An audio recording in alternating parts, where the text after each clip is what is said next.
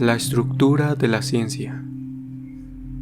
En lo que concierne al primer punto, mis ideas son las siguientes. Las ciencias no poseen una estructura común. No hay elementos que se den en toda investigación científica y que no aparezcan en otros dominios. Ocasionalmente, desarrollos concretos tienen rasgos distintos, y por ello, en ciertas circunstancias, podemos decir por qué y cómo han conducido tales rasgos al éxito.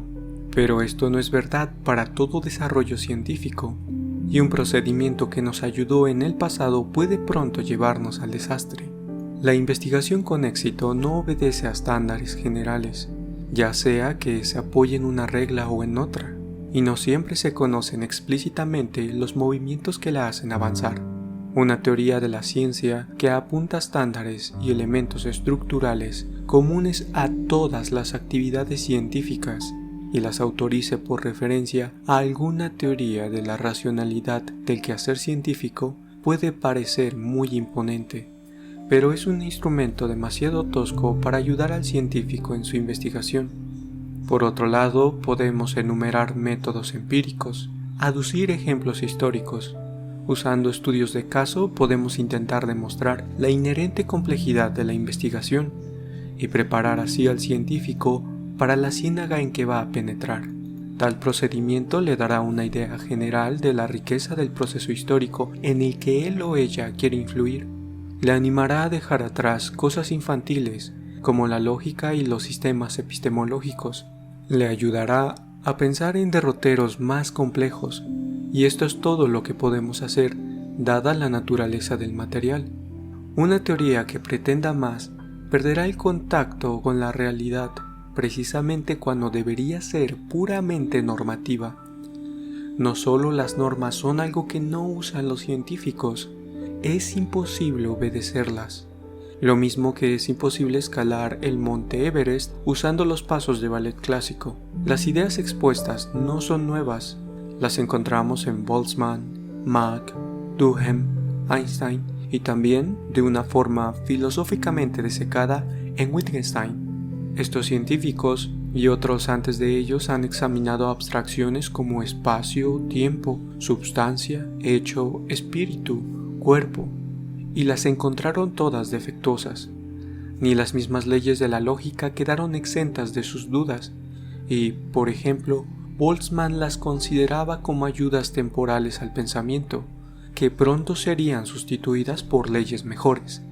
Estos científicos creían que todo lo que influye en la ciencia debe ser examinado por ella.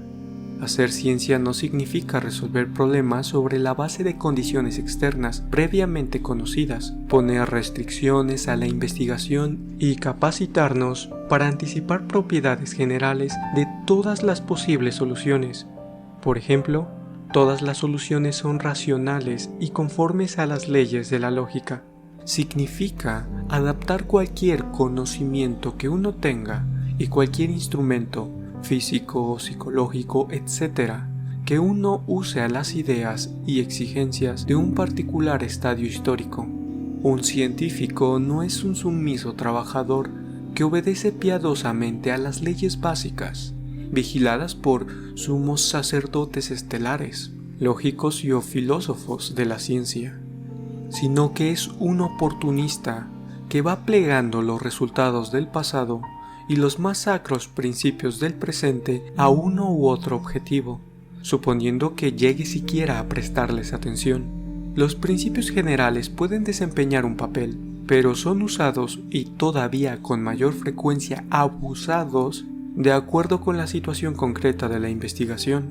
Es inútil intentar explicar o justificar o presentarlo sistemáticamente.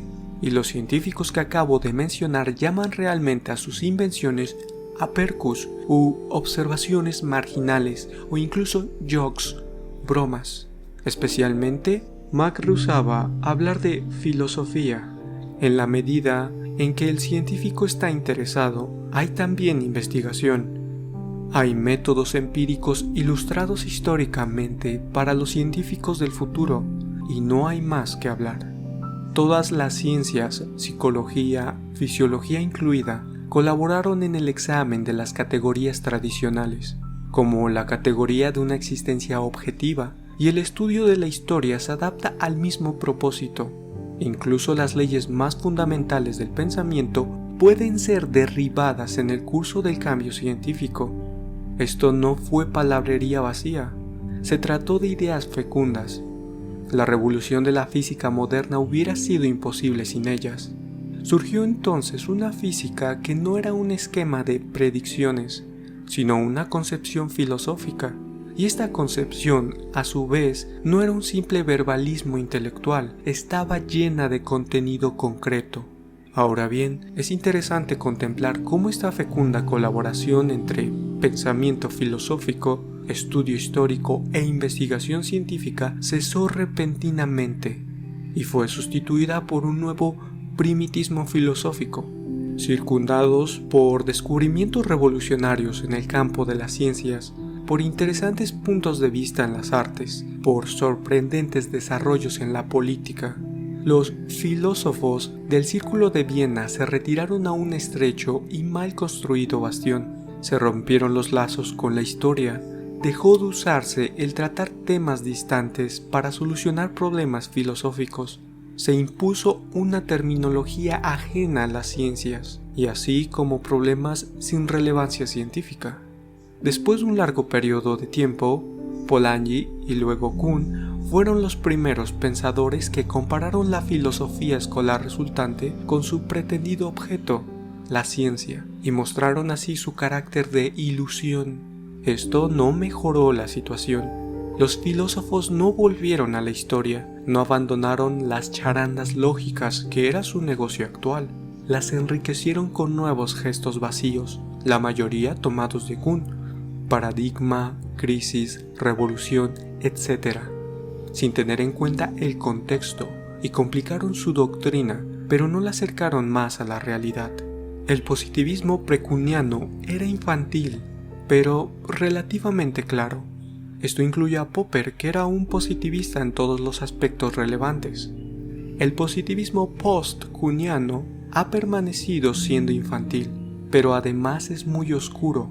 Imre Lakatos fue el único filósofo de la ciencia que se enfrentó seriamente con el desafío de Kuhn.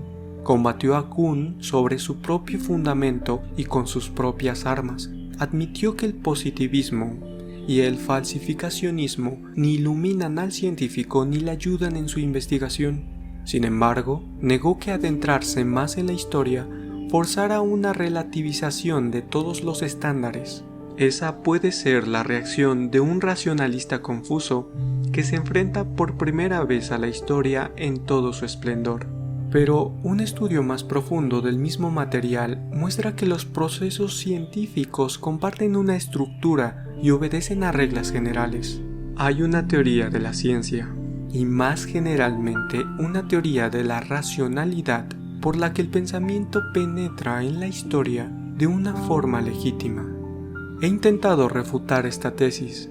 Mi forma de proceder fue parcialmente abstracta, consistiendo en una crítica de la interpretación de la historia hecha por Lakatos, parcialmente histórica.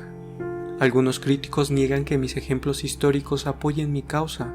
Sin embargo, si estoy en lo justo y me hallo bastante seguro de ello, entonces es necesario volver a la posición de Mach y Einstein. Entonces, es imposible una teoría de la ciencia. Solo existe un proceso de investigación y hay todo tipo de reglas empíricas que nos ayudan en nuestro intento de avanzar, pero tienen que ser siempre examinadas para asegurar que siguen siendo útiles. Con esto tenemos una sencilla respuesta a las diversas críticas que o me corrigen por oponerme a las teorías de la ciencia o por llegar a desarrollar yo mismo una teoría, o me reprenden por no dar una determinación positiva de aquello en que consiste una buena ciencia. Si un conjunto de reglas empíricas es llamado teoría, entonces desde luego yo tengo una teoría. Pero esto difiere considerablemente de los antisépticos castillos soñados de Kant y Hegel o de las perreras de Carnap y Popper. Por otra parte, Mach y Wittgenstein carecen de un imponente edificio mental, de un sistema, como les gusta decir a los alemanes, no por carecer de potencia especuladora, sino por haberse percatado de que los sistemas podrían ser la muerte de las ciencias, y las ciencias naturales, especialmente la física y la astronomía, introducen el argumento, no porque yo esté fascinado con ellas, como han notado algunos críticos, sino porque son el tema en cuestión. Matemáticas, física, astronomía fueron las armas que utilizaron los positivistas y los angustiados antagonistas, los racionalistas críticos, para asesinar otras filosofías. Ahora esta arma se vuelve contra sus utilizadores y dispara contra ellos. Tampoco hablo de progreso porque yo crea en él o sepa lo que significa, sino con el propósito de crear dificultades a los racionalistas, que son pues los amantes del progreso. Utilizar una reductio ad absurdum no implica que el argumentante tenga que aceptar las premisas. En lo que concierne al tema, todo sirve.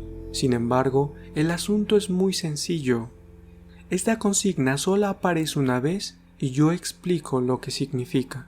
A quienes consideren el rico material que proporciona la historia y no intenten empobrecerlo para dar satisfacción a sus más bajos instintos y a su deseo de seguridad intelectual con el pretexto de claridad, precisión, objetividad, verdad, a esas personas les parecerá que solo hay un principio que puede defenderse bajo cualquier circunstancia y en todas las etapas del desarrollo humano. Me refiero al principio todo sirve. Es una explicación en sí ya clara, pero puede leerse todavía de dos formas y sugiero se use como base del pensamiento.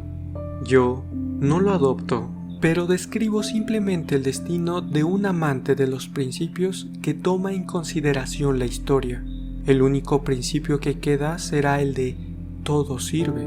Un crítico irritado, que desgraciadamente no ha sido bendecido por un exceso de inteligencia, denomina este comentario un intento de inhumanización. Mi intención no es sustituir un conjunto de reglas generales por otro conjunto. Por el contrario, mi intención es convencer al lector de que todas las metodologías, incluidas las más obvias, tienen sus límites. Pero uno ciertamente debe distinguir entre correcciones que dan nuevos significados a afirmaciones anteriores y otras correcciones que citan afirmaciones ya hechas pero pasadas por alto por la crítica. Mis comentarios son del segundo tipo y revelan o una falta de pensamiento claro o una considerable falta de cuidado por parte de mis lectores menos amistosos. La situación se clarifica aún más si se consideran las siguientes circunstancias. Después de producir la consigna "todo sirve", escribí: este principio debe ahora ser examinado y explicado en sus detalles concretos. Lo que quiere decir, el principio carece todavía de contenido. Su contenido lo adquiere mediante un análisis de procesos concretos. Lo mismo que el concepto de renacimiento, para tomar un ejemplo histórico, recibe su contenido desde la investigación histórica, que trata situaciones muy diferentes y complejas.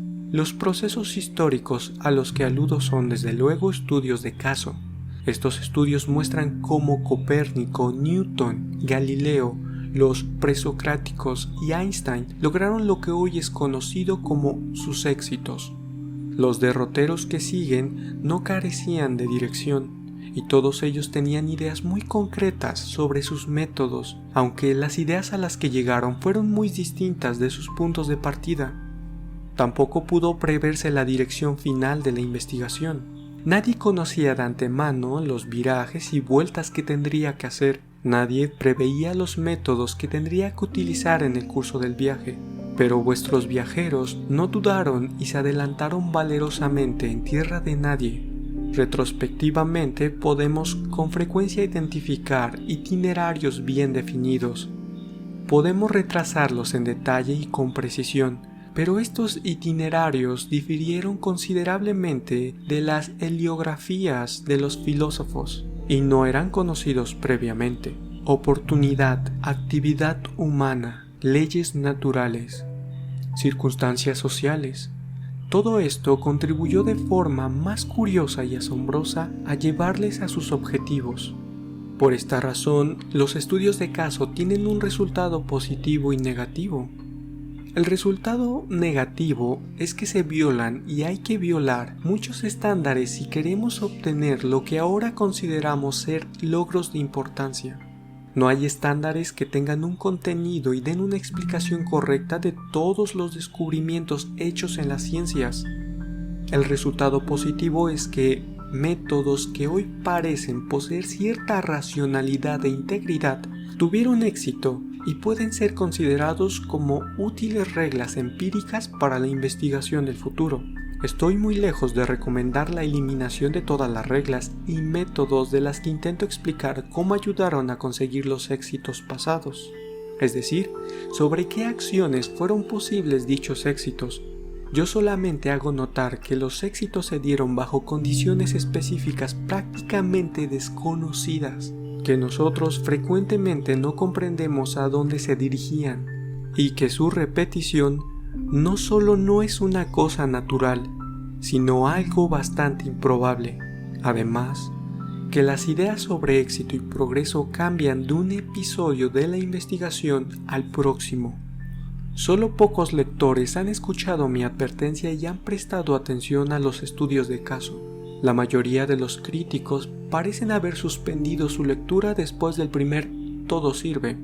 Para ellos, los estudios de caso o han debido ser demasiado difíciles o demasiado detallados, o si es que han tomado el vacío interno de sus cabezas como pauta, han debido pensar que el vacío y el principio sin explicar eran ya la misma cosa. Hay otra razón que justifica el que no se tomen los ejemplos seriamente. Se basa en una idea que desempeña un importante papel en todas las tradiciones racionalistas y que puede expresarse diciendo que lo que importaría en una argumentación no son los ejemplos mismos, sino sus descripciones abstractas.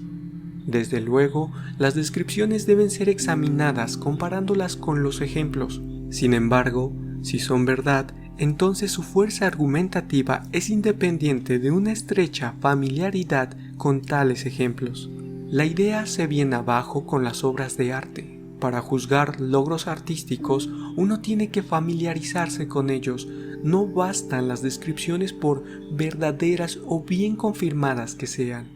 Ahora bien, uno de los principales puntos de análisis de las ciencias en Mach, de la actitud de Einstein ante la investigación científica, de la filosofía de Bohr, así como de los 2 libros que yo he escrito para defender a estos pensadores, es que precisamente en esta problemática es donde las ciencias se asemejan a las artes.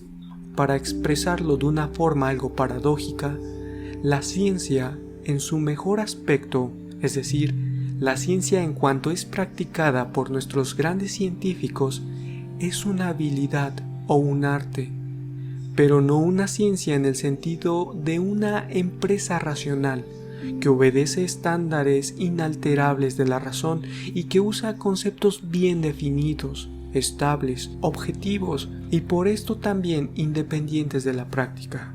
Para utilizar una terminología tomada del gran debate sobre la distinción entre ciencias del espíritu y ciencias de la naturaleza, no existen ciencias en el sentido de nuestros racionalistas, solo hay humanidades. Las ciencias, en cuanto opuestas a las humanidades, solo existen en las cabezas de los filósofos cabalgadas por los sueños. Los comentarios de los 3 últimos párrafos no solo se aplican a los críticos que se oponen al "todo sirve", sino también a los autores que lo siguen y que quieren utilizarlo en provecho propio. En este caso, mi objeción es que la ausencia de estándares objetivos no hace la vida más fácil, la dificulta aún más. Los científicos no pueden seguir apoyándose en reglas de pensamiento y acción bien definidas. No pueden decir, nosotros poseemos ya los métodos y estándares para una investigación correcta. Todo lo que necesitamos es aplicarlos. Porque, según la visión de la ciencia defendida por Mach, Boltzmann y Einstein, y que yo he presentado de nuevo, los científicos no solo son responsables de una aplicación adecuada de los estándares existentes, sino que además son responsables de esos mismos estándares. Ni siquiera puede uno referirse a las leyes de la lógica, porque pueden darse circunstancias que nos fuerzan a revisarlas también. Por ejemplo, la mecánica cuántica analizada por von Neumann y Birkhoff, por Hauch y Byron, por Primas y otros. Hay que recordar esta situación cuando consideramos la relación entre los grandes pensadores, por un lado, y los editores, benefactores e instituciones científicas, por otro. Antes, los científicos con ideas inusitadas y las instituciones a las que pedían ayuda compartían ciertas ideas generales. Todo lo que tenía que hacer un científico que necesitaba dinero era mostrar que su investigación, aparte de contener ciertas sugerencias originales, estaba de acuerdo con estas ideas. Ahora, los científicos y los jueces tienen también que argumentar acerca de principios. No pueden confiar ya en tópicos establecidos. Su intercambio es libre, no guiado. En esta situación, la petición de los científicos anarquistas de mayor libertad puede interpretarse de dos formas. Se la puede considerar como deseo de que se realice una discusión científica libre, no ligada a regla específica alguna, pero que intenta llegar a una base común. O puede interpretarse también como exigencia de que se acepten ideas de investigación sin examen alguno, simplemente para hacer la vida más fácil a grandes e inusitadas mentes, o en la mayoría de las veces a gente que pretende tener tales cabezas. Siguiendo la argumentación, el segundo tipo de petición puede apoyarse en la puntualización de que las ideas absurdas e inusitadas frecuentemente han llevado al progreso. La argumentación pasa por alto que los jueces, editores, benefactores pueden utilizar la misma forma de razonar. El status quo también ha llevado al progreso, y el todo sirve también se aplica a sus defensores. Por esto, es necesario ofrecer algo más que la arrogante petición de mayor libertad. Los estudios de caso muestran que los científicos rebeldes verdaderamente ofrecieron mucho más. Galileo, por ejemplo, no se contentó con quejarse y resignarse. Intentó convencer a sus adversarios con los mejores medios que disponía. Estos medios frecuentemente diferían de los procedimientos tradicionales, pero con frecuencia tuvieron éxito.